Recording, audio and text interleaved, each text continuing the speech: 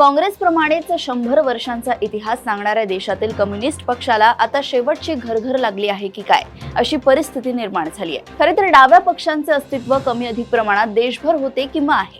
जवळपास प्रत्येक राज्यात त्यांचे कॉम्रेड आहेत। परंतु या पक्षाची खरी राजकीय ताकद पश्चिम बंगाल, त्रिपुरा आणि केरळ या 3 राज्यातच होती।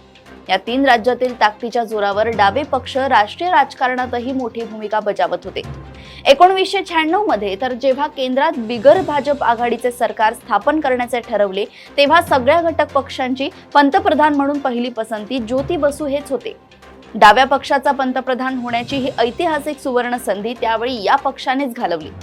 स्वतः ज्योती बसू यांनी नंतर या घटनेचे ऐतिहासिक चूक असे वर्णन केले होते। त्यानंतरही डाव्यांचे राष्ट्रीय राजकारणातील स्थान बळकटच राहिले।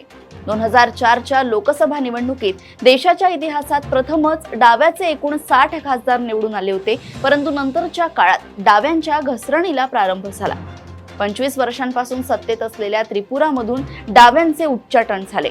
भाजपने हे राज्य काबीज केले। त्यानंतर 2011 मध्ये ममता बॅनर्जींनी पश्चिम बंगालमधील डाव्यांची 34 वर्षांची मक्तेदारी मोडून काढली। या दोन्ही राज्यात नंतरच्या काळात डाव्यांचा प्रभाव जवळपास शून्यावर आला। केरळमध्ये मात्र डावी आघाडी मजबूत होती।